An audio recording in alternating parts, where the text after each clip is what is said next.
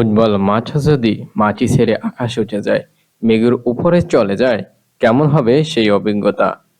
কল্পবিজ্ঞানের সিনেমার মতে হলেও 2034 ফুটবল বিশ্বকাপে এই অবিশ্বাস্য দৃশ্যটি বাস্তবে দেখতে যাচ্ছে পুরো পৃথিবী। ভিডিওটি ভালো লাগলে লাইক এবং শেয়ার করতে ভুলবেন না।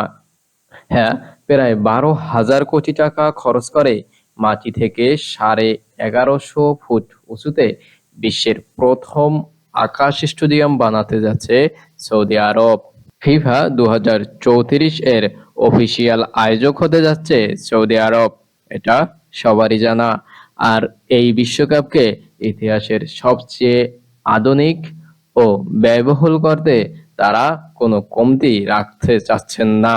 সম্প্রতি সৌদি সরকার তাদের মেগা সিটি প্রকল্প নিয়ম এর অংশ হিসাবে এর ফিউচারিস্টিক স্টেডিয়ামের ডিজাইন প্রকাশ করেছেন।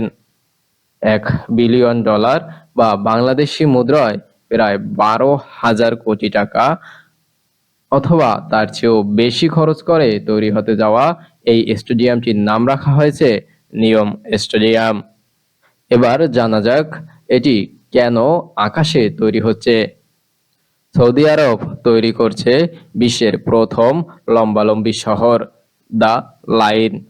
এই শহরের ওপরের স্তরে মাটি থেকে প্রায় 350 মিটার বা 1150 ফুট উঁচুতে স্থাপন করা হবে এই ফুটবল স্টেডিয়ামটি, যা লন্ডনের বিখ্যাত দ্য শার্ট অথবা প্যারিসের আইফেল টাওয়ারের চেয়েও উঁচুতে অবস্থিত। এই স্টেডিয়ামে যাওয়ার জন্য কোনো গাড়ি বা রাস্তা থাকবে না। দর্শকরা অতি দ্রুতগতির হাই স্পিড লিফট এবং বিশেষ লিফটের মাধ্যমে সরাসরি মেঘের রাজ্যে এই মাঠে পৌঁছাবেন।